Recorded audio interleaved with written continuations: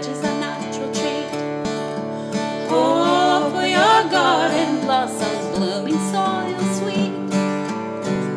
So come join us, you will enjoy it. You'll stay informed when you are gardening with hope. So this month on Hope for Your Garden, we are going to have the Xtreme gardening guys from Xtreme Gardening Products, and this is the Xtreme Gardening Pumpkin. And this is a 727 pound pumpkin. And this is John and Ryan. And tell you a little bit about this pumpkin. This is actually an early harvest. Tell you a bit about our products and pumpkins. Our products have been used on the past 5 world record giant pumpkins, as well as quite a few other things: tomato, cucumber, squash, zucchini. But when it comes to this guy, she was an early harvest. She was pollinated June 18th and harvested August 19th. So just a little over 8 weeks and 727 pounds, grown completely organically out of Des Moines, Iowa, by a guy named Don Young. Wow. Yeah, it's a lot of pumpkin. The way she was grown was with lots of biologicals, compost teas, and good organics. You can't grow these things using chemical fertilizer. They get too waterlogged and filled with chemicals and they turn into a ball of mush. Similarly to like when you get a big tomato and it doesn't taste all that good because it's got a lot of chemical fertilizer and it's basically a water balloon. It's waterlogged. Right. So growing pumpkins this size, you have to go organically. And the way to do that and actually get them this size is to pump them full of things like mycorrhizae, which is going to give them a fungus network of root system that's so massive under that soil that we've actually seen pumpkin growers' vines burst a leak, and it's like a garden hose coming out of the spine. Wow. So guys, there's so much nutrition and good organics and raw nutrients being put into these pumpkins, not water and chemical fertilizer. They also use a lot of things like compost teas, nitrogen-fixing bacteria, kelp, a little bit of humic acid, and just good compost. They grow cover crops every winter of either some winter rye or some Sudan grass to keep that biology going and all through the winter. So when they do go to grow these things throughout the next summer and spring, there's just a massive network of millions and billions of living things all vying for this pumpkin to be alive, to do what it's doing. So they get it to the point where it's pretty well force-fed to be this big. Incredible. So we're going to go up right now and check out all the products that they have from Xtreme Products. We're at Los Osos Valley Nursery today, and we're going to go check it out and learn all we can. All right, see you up there. So I'm here with Ryan and John from Xtreme Garden Products, and they're going to give you an entire education on mycorrhizae and soil biology and good organics and growing things the way Mother Nature intended. And when you do it correctly, some pretty amazing things can happen. So we'll get into it. Excited. So I'm going to let you guys talk and show us the products. Well, the reason we decided to call ourselves Xtreme Gardening, there actually is a reason behind it besides being extreme, trying to be cool. The reason being, our products have been used on the past 5 world record pumpkins. The world's biggest tomato, cucumber, zucchini, squash, gourd, you name it. Quite a few other things. The reason being is we use lots of soil biology. We pack the soil full of millions of living organisms that are all there to make sure that plant is alive. Not just alive, but doing very well. So well that it can produce things like secondary metabolites, which we'll get into later, that really feed these biology and get the soil moving and really forcing this plant to grow and making organics work. So we'll start off with the first product, which is the staple mate of our product line, the number one thing you need to get in your soil. It's mycorrhizae. We call it Mycos is the name of our brand. We sell 2.2 pounds of stuff for $24.99, and all it is pure endomycorrhizae. Endomycorrhizae is a biological fungus. It's a living organism that creates a symbiotic relationship with your plant. What it does is it actually is a spore that embeds itself between the intercellular space of your plant's root system. Once it does that, it shoots out this little filament-like thing that looks like, I guess it'd look like hair would be the best resemblance of it, but it can grow really fast. It's essentially an extension of your root system. That hyphae's only job is to go out there and sequester and mine nutrients, minerals, unlock phosphorus, deliver water, all these things your plant needs so the plant can in turn do photosynthesis, creating carbohydrates, starches, and sugars that the fungus can eat. So it's a symbiotic relationship. The fungus is feeding the plant is feeding the fungus back. But it gets to the point where your plant's not putting a whole lot of its energy into mining these nutrients, sequestering sequestering water. Most of its energy is going into growing a plant, what you need it to do. Mycorrhizae is neat in a lot of other ways too. Not only will it go out and find these things for your plant and break them down, deliver them, you name it. It also can pick up things, micronutrients and minerals that your plant's root system may have not been able to pick up before. So cherry tomatoes, for instance, taste like they already have salt and pepper on them. It's pretty neat. And mycorrhizae isn't just good for pumpkins. It's good for 95.6% of plants. It's not going to work on brassicas, broccoli, some mustards, cauliflower, but everything else, it's going to do wonders for. Mycorrhizae, hands down, is the #1 step you can take to getting a better, healthier, bigger plant. A tablespoon right on the root system at the time of transplant is going to work wonders. I use about a shot glass. You really don't have to be too safe with this stuff. The more you use, the better it's going to work. Our giant pumpkin growers have a funny saying. They call themselves morons because they just put more on. They use lots of this stuff. So mycorrhizae, gotta have it in your garden. It's also going to feed all those different bacteria, protozoa, all these things that are breaking down the organics and creating this food that your plant's going to eat. The mycorrhizae feeds them back, the sugars and carbohydrates and starches. So other cool things are going to start showing up, and you're really going to have an awesome soil biology just by incorporating mycorrhizae. And we have it in a few different forms. We have it in our pure mycos version right here, which is just the pure inoculum. About a tablespoon to a shot glass, like I said, right on the transplant of a root, of the transplant's roots at the time of transplant, and your plant's going to go nuts. The main goal is to get as much of this on your plant's roots as possible. The more, the merrier, as this goes. It's nothing else in it but, like I said, spores and inert calcined clay, so you can't burn with it, you can't overdo it, you're just going to make your plant a lot happier. Good stuff. So Brian will go into the other different versions of the mycos that we have. Sure, we also have the mycos in 2 different forms. We have what we call a 10-gram biodegradable tea bag. We call them mycos drops. Basically a pre-measured amount that works for indoor and outdoor gardening. Basically use one, look just like this. I can actually open one up and show you. Basically 1 per planting hole right under your roots and you're good to go. Your root system will actually grow right through this tea bag, get into the mycorrhizae, rapidly inoculate it, and that's all we need for entire grow. It'll colonize, keep growing, dividing, and getting larger and stronger. So it comes in a 50 count and a 20 count size, makes it real easy. This also works for indoor gardening. We use soilless mediums as well. Such as a hydrotone or a net pot or something like that for our indoor gardeners. But the best thing about that is just ease of application. One of these drops under your plant's root system at the time of transplant is going to make wonders, more than any fertilizer feed you may do. And anyone who's used mycorrhizae, whether it's Xtreme Gardenings or somebody else, it really changes the caliper of growing you're doing. It'll make you a winner. So you got to try it no matter what form it comes in. I suggest try mycorrhizae. This is how people will become a green thumb. Exactly. It is. In an easy way. An easy way. And with mycorrhizae, you can really do a lot less work, but you can be kind of a slacker too. If you leave for a weekend or a week and your plants don't get watered, they're going to make it. They got so much more surface area of root. Mycorrhizae actually increases your root system between 100 and 1,000% of surface area for your plants to suck in nutrients, water, minerals, you name it. Give you an idea of how effective this stuff is. The city of Indian Wells in Southern California, where it's about 120 degrees every day, it's one of the hottest places on planet Earth, used 1 treatment of our mycorrhizae and our nitrogen-fixing bacteria, which we'll get into later. But in 18 months, they were able to save 6.5 million gallons of water and $38,000 of fertilizer. So they cut that watering down from 14 minutes a day to 7 minutes a day, and the plants were doing twice as good because they were taking it all up before it evaporated. They're actually sucking it in. So that's an idea of how much your root system is going to turn around and start bringing things into that plant. We also have it in a soluble form, so if you need to water it in, your plant's already established and you can't get these granules down onto your root system, Mycos WP is the ticket. Mix it with water, pour right on the base of your plant. One-time application, just like our rest of our mycorrhizae.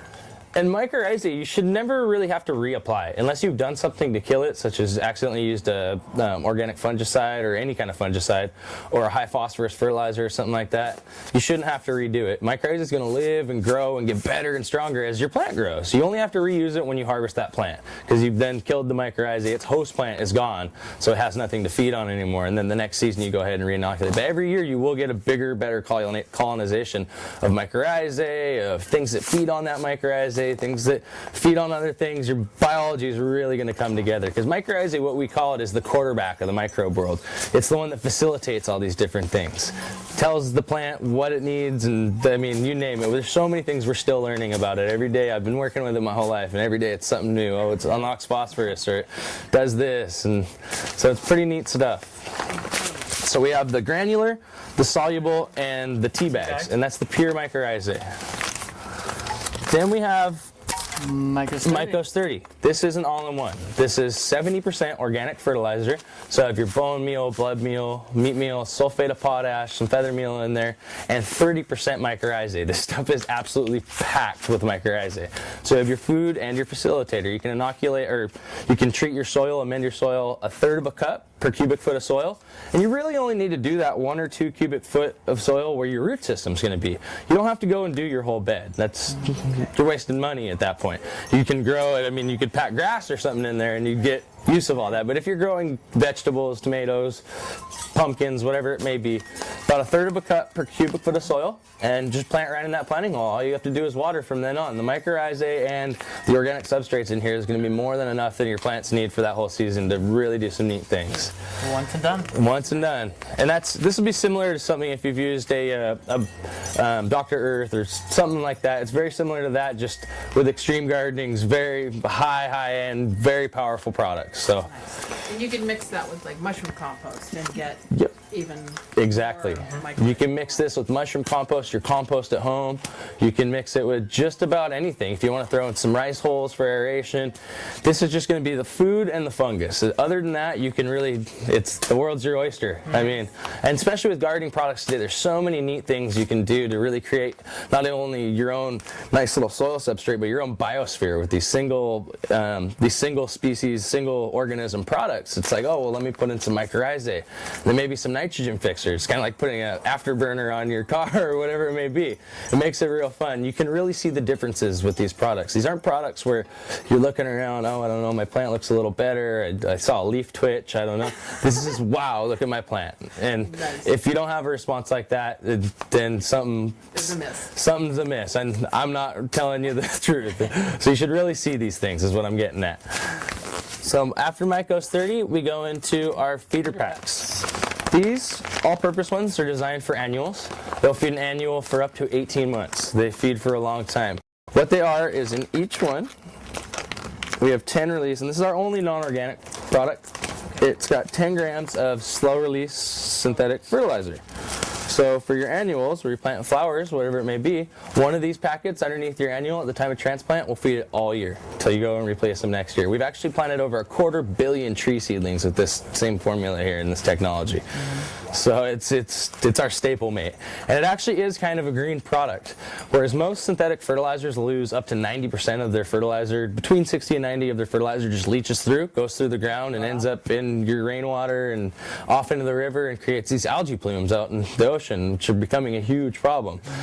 What these tea bags do is they keep it localized and they slow release it so your plant takes up all of it. The American Journal of Soil Science did a 5-year study on these things. They lose less than 1% of their fertilizer to runoff. It all goes into the plant. Amazing. Yeah, so we have this and then we have its organic counterpart. This will work great in your vegetable garden as well as on your annuals, is whatever you may be planting, 1 per gallon of soil. So if you have a 3-gallon pot, use 3 of them in there sporadic.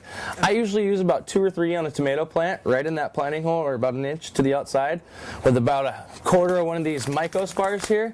Okay. And if you look at this picture right here, actually, this was grown by a master nurseryman by the name of Steve McShane in Salinas, California. He only used 2 of these little tea bags and about 1/3 of this bag, and that's a 6-foot tomato plant in 60 days. So before flowering or anything, and it just put fruit out all year. So that's a pretty simple way of gardening. So for $2.50 for the Mycos bar, and for the 6-pack, which is the same thing as the organic packs I showed you right here, but in a 6-pack for $2 more, for $4.50, if say you get a 6-pack of tomatoes, a 6-pack of what have you, flowers, you name it, you just got them all off to the best start you can imagine for the whole season. All you need is water and dirt after that. Next product is Azos. This is our nitrogen fixing bacteria. What it does is the free living bacteria that works on all plants. It's one reason we actually have blueberries on there. It's nothing that really works on blueberries. This one does. It'll actually live around the root system of your plant. So once in that application, just like our mycorrhizae, it'll pull atmospheric nitrogen floating around us in the air as N2. Basically, the air we breathe right now is around 80% nitrogen in it. This will pull it right out of the air and deliver it straight to your plant roots for ingestion. They'll convert it from N2 to NH3, the plant usable format. They'll actually feed between 70 and 80% of your total nitrogen needs for your plants sustainably. And if you're growing something like soybeans, legumes, corn, something like that, things that already fixate a bit of nitrogen, you do not need any nitrogen anymore. This will actually take care of up to 100% of that stuff. It also has a neat trick that it actually, because azos it lives on that slime on your root. What that slime is called muscigel. It's basically straight sugars and carbohydrates and good food for these kind of bacteria. Your plant is very used to using things like mycorrhizae and nitrogen fixing bacteria so much that it has processes that your plant does to feed these things. It needs these relationships. So that's what that muscigel, that slime you'll find on your roots is sometimes. That's that straight sugar that these things feed off.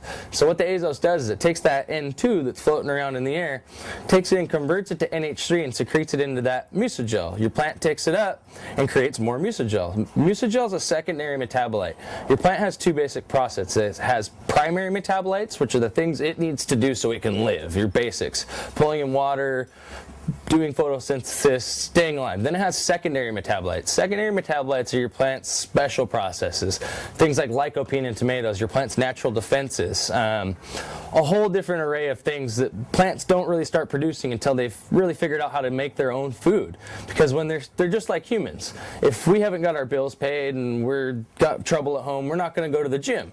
But once we have all these things in order, we might go to the gym. We might take extra care of ourselves. Plants are the same way. So when they really have their own food source and know how to make these things for themselves, they start producing very neat things called secondary metabolites, which are going to be all the different nutrient content in your food. Lycopene in tomatoes is one of them. A bunch of different neat things. And so that slime on your roots that the azos lives on is a secondary metabolite. So it forces your plants to get to that state of health so it can actually survive. So you're automatically getting that extra state of health where you're producing secondary metabolites. It's pretty neat stuff. That was a lot of science there, but long story short, it's going to force your plant into being super, super healthy because it has to be for it to even survive. Another thing it does is it pretty well forces your plant to release its growth hormones, IAA, endoacidic 3 acid. A lot of the cloning products you see out there, or propagation products, contain foreign growth hormones as well as a little bit of synthetic fertilizer. Hormones are great and all, but the trick is getting your plant to release them. Your plant's already got plenty of its own hormones. It's just they're locked up and your plant's not releasing them until they either need them or for any other reasons of environmental reasons. But azos basically forces your plant to release that. So you're going to get a fat burst of growth as well as your overall health's going to increase. But if you're doing any cloning or propagation, you mix about a tablespoon of this into a quart of water and just dip your clones and put them right into their growing media. By day 9, you should have a very healthy amount of roots and be ready to plant. So it does it in an organically way. And one of the harder things with cloning and propagating is you can't get nitrogen or anything into these plants. They have no root system to take it up with. Well, this bacteria is basically force feeding it into that plant in a very, very good way. It's not like you're putting synthetic nitrogen on a plant where you can burn it, and that's why a lot of times when you clone you do see a lot of yellow leaves because they've got that chemical fertilizer. These are using atmospherical nitrogen, which is a very good safe form for your plant, so they just stay green the whole way through and lots of healthy roots. As soon as you got roots, put some mycorrhizae on them and things are going to go nuts. That's plant ready to go. And that's azos.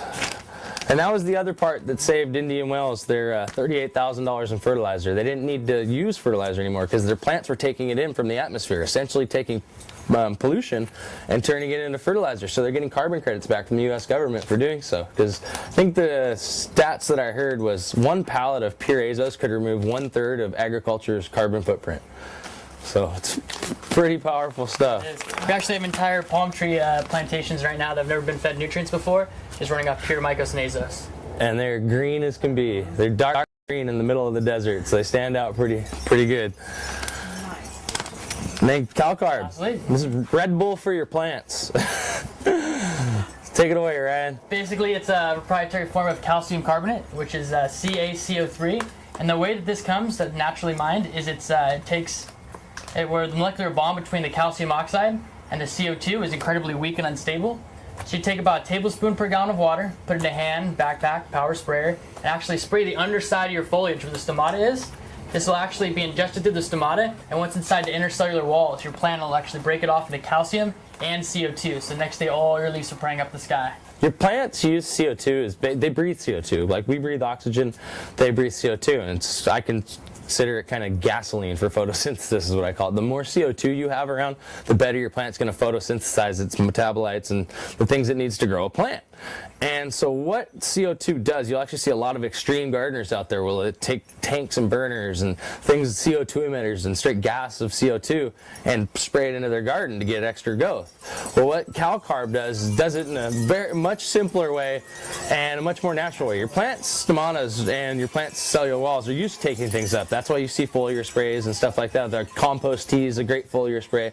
But what calcium carbonate is a very weakly bonded form of calcium carbonate. Like Ryan was saying, calcium carbonate's molecular structure is CaCO3. So essentially, if you break that in half, you have calcium oxide and CO2. So both things your plant needs. So when you mix a tablespoon of this into a gallon of water and spray the underside of your plant's leaves like he was talking about, your plant takes it up in that form but actually breaks it on demand as it needs it into usable calcium and CO2. So much that your stomata, which is always open to breathe, can close. So you're saving up to 90% more water. So your plant's not perspiring out all its water by breathing. It actually holds all that in. So you get big burst in growth, your cell walls build up, and your plant will actually pick up and start photosynthesizing more. It wakes it right up. So you see you've got a girl who's kind of sitting there sleeping and not doing much. You spray her with CalCarb and she's going to pick right up and start praying at the sun. And you only need it once every 2 weeks. That's what an extreme gardener does. What I found in my backyard garden for my vegetables and what have you is I really only needed 1 spray to 2 sprays throughout the season, and it did the trick. So it's pretty neat stuff. That it is. So what product, if Mr. Van Bearden Clay here has a birch tree that was kind of died off because of borers, so he did the systemic killer, and now it's hanging on by a thread. What I would do is, Which product would bring it back? you got to get something down in that root system. So I would auger some holes with just your basic soil auger, maybe a 1 inch or a 2 inch, and I'd take some of that Mycos WP, the soluble mycorrhizae, and the azos, the nitrogen fixing bacteria, and I'd do strategic holes into that root system, and then put both of those, about a shot glass of each, into all those holes, and water them in. That's going to be the best thing you can do for that plant. That plant's got a very beat up root system right now. So what you're basically doing is force injecting a fungal root system in place of the one that got destroyed, and then having nitrogen fixing bacteria to bring into that plant immediately when it doesn't have any other avenues of really bringing the food it needs in. That's what I'd do. Okay. And then if there's a product that you see that maybe has some kelp in it too, kelp would really help. And or maybe a kelp humic acid mix of some sort wouldn't be bad. Put a little bit of that in your water solution that you water in, put a tablespoon into each gallon of the kelp or humic if you have a product like that around here, and water that in with it, and that's really going to help as well. Spark the new growth of roots to take off. I think we have one hiding somewhere. And so the gist of extreme gardening is get soil biology into your soil and amazing things will happen. You're going to have millions and millions, billions even, of living organisms all vying for that plant to not just be alive and living, but healthy and thriving and really going to that next level, because the better it's doing, the better they do. And trust me, these things want to live. Thank you. Any questions or? Yeah. So, John and Ryan, what's the best product for making compost tea?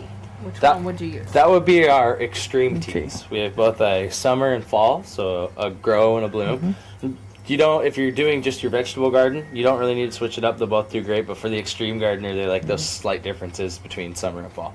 But we also have our basic extreme tea, which is going to give you everything you need. Most compost teas you see out there, you either get from the store pre-brewed from the nursery here, or you have to buy a full brewer and whatnot for them. And when you're using these things, a lot of times they're very, very expensive, and they don't have a very long shelf life. With compost tea, you have to use it between 24 and 36 hours of brewing it. You can't just keep brewing it, because the protozoa and the things in there creating all this good food for your plant, they run out of food. And then you run into these anaerobic bacteria, which are bad bacteria. You don't want to put those on your plant. So the best way of going about it is to be able to brew it at home. So what we've done is we've taken everything you're going to need in a little compost tea. We have vermiculture, which is worm castings. We have vegetative humic, which is humic acid, but it's organic form. It's from million-year-old plants that actually turned into fulvic and humic acid. We have a bit of mycorrhizae in there. kelp. Some kelp, some fungal compost, things for that protozoa and stuff to eat, a little bit of fish hydrolysate. A little bit of azos. A little bit of azos. So all this neat stuff your plant's going to need. So what you do is each one of these you can throw into a bucket. All you're going to need is a small air pump and a little air stone, which you can get at a lot of nurseries. Indoor grow stores have them. Pet shops. Pet shops. Yeah, exactly. Pet shops have them. And each one of these will do a gallon of tea. A gallon of tea will do between 12 and 6 plants, 12 smaller plants or 6 larger ones. You only need about a cup on each one. Nice. And what you do is you brew it once a week. Each one of these, like I said, will do a gallon of tea. So you throw this into a gallon of or a 5-gallon bucket with a gallon of water in it, and you brew this for 24 hours. If you're below 70 degrees, you want to do at least Do 48 hours is a good brew. If you're under 70 degrees on temperature, your ambient temperature where you're brewing it. And if it's over 70 degrees, you want to do it for 24 hours. Okay. And do a shorter grow, shorter brew. But once you got that tea brewed, like I said, about a cup full on each plant, and compost tea is absolutely an amazing way to feed your plants. It is, I know it sounds like a lot of work to brew this tea and be ready for it a day in advance, but it's really not. You turn on your pump, you throw the thing in, the day later, say you do it one day when you get home from work, the next day when you get home from work, it's ready to go, and you go ahead and feed your plants. But the results you get from them are absolutely phenomenal. You can foliar your feed with your compost tea too, which is spraying on the under Foliage. and overside, all over the foliage, which really lets your plant absorb those nutrients and good bacteria and beneficials through the leaves, as well as you can pour it right into your root system and just takes that soil with the mycos and all these biologicals in it and just activates it. Puts it into turbodrive. It's like pouring Red Bull on your biology. It's pretty neat stuff. Feeding with a compost tea is also the #1 organic way you can actually garden. What compost tea is your plant's organic processes. Mostly organics are known as dead animals or fish and kelp and protein sources that you put into the soil, and people think plants just take them in. Well, that's not how it works. Those things have to be broken down by bacteria, by funguses, and turned into usable simple forms that your plant can take in. What compost tea is a little bit of that organic and protein things that can be broken down, but it's a lot of those little workers, all that biology that break everything down in your soil. So as soon as they hit your soil, they're just going to start breaking all that dirt, and whether it's comes in the form of bark or dirt or whatever it may be, they're going to make it all usable food for your plant. So your plant, it's basically like putting a human right into a dairy farm. You're right at the source of where the food's being made, and it's all around you, and that's what these things do.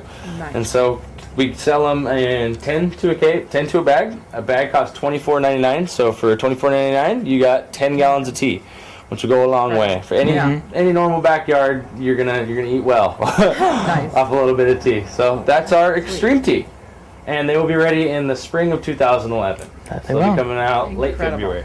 Just in time. Just in time for pumpkin, tomatoes. Yep, just All in those time to get goodies. our food growing.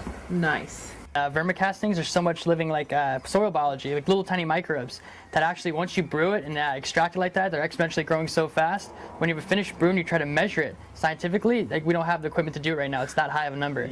It's awesome. It's the quickest way to reintroduce that to the soil. So once they're in there, they actually start cycling nutrients. It's a whole life cycle of their own. Smaller ones eating the bigger ones, it converts to nutrients. So everyone's made up of nitrogen, etc. Whatever you eat, you basically becomes a part of you, like us eating vegetables, etc.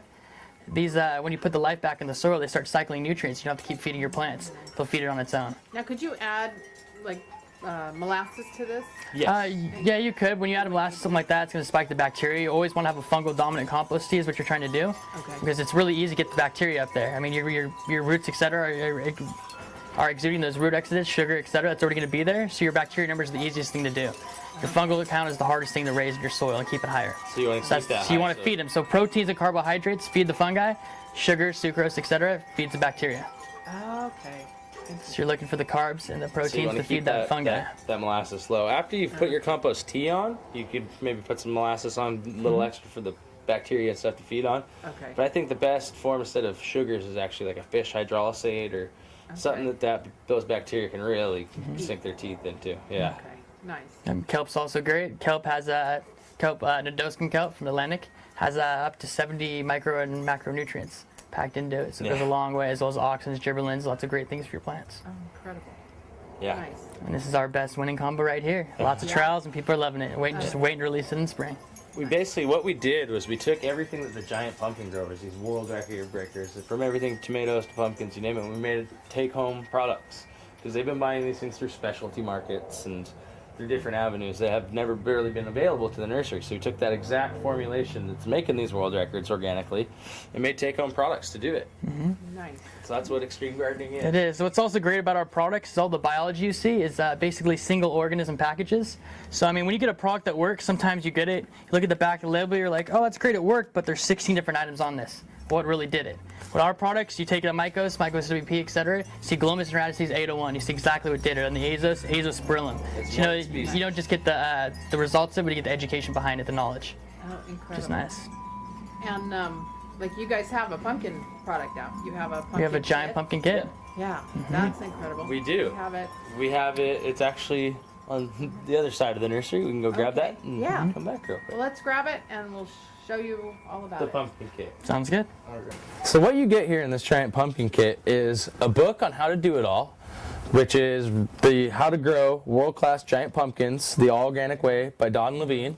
It also comes with 4 GPC certified giant pumpkin seeds. These things have genetics to go boom.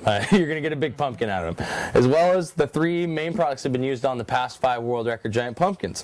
The Mycos, the Calcarb, and the Azos. You're going to have enough of these for all 4 of those pumpkins to really get a good pumpkin going. With the combination of all those things, you're going to really have everything you need to grow that pumpkin between the seeds, the best genetics out there, the 3 main fertilizers that have been used on all 5 world records, and then a book on how to lay your vines out, what other amendments you should be using in your soil, such as compost, different kind of strategies and tricks that these guys have to get it up to that class. And what's nice, it's all illustrated, makes it really easy, and it gives you all the tricks and secrets of the trade. And with all these products in that book, you're guaranteed to get at least a 4 or 5, 600-pound pumpkin, as long as you keep watering it.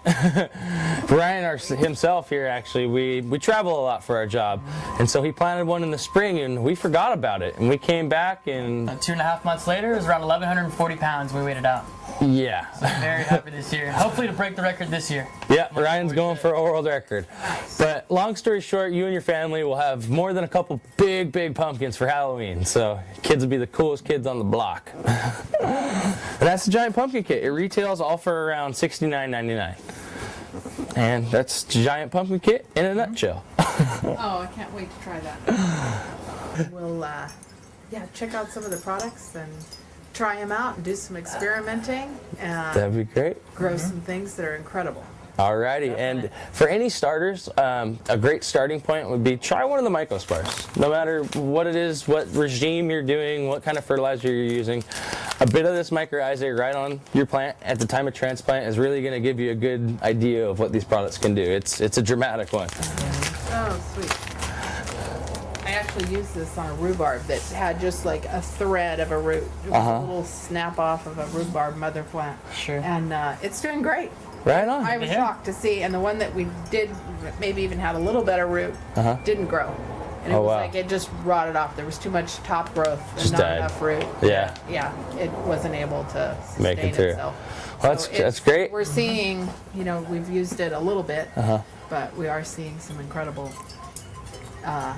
things, and that's why we decided here to carry it. It's just it's like, oh, this is cool. Well, thank you so much. Products that work. We got spring coming up, and you'll be able to try these things, and we'll be talking this time next year about some pretty incredible stories, I hope. Nice. So we're gonna get you guys some giant pumpkin seeds, so you can really have fun. We have our own contest. Exactly. Very cool. Break some records here in In Los Osos. Fog pumpkins. Fog Pumpkins. We'll get them going. Yeah, thank you. Thank you guys. Yeah, thanks for having us. Oh, for your garden fruits and veggies a natural treat. Oh, for your garden blossoms blooming soil sweet. So come on, join us. You will enjoy it. You'll stay informed when you are gardening.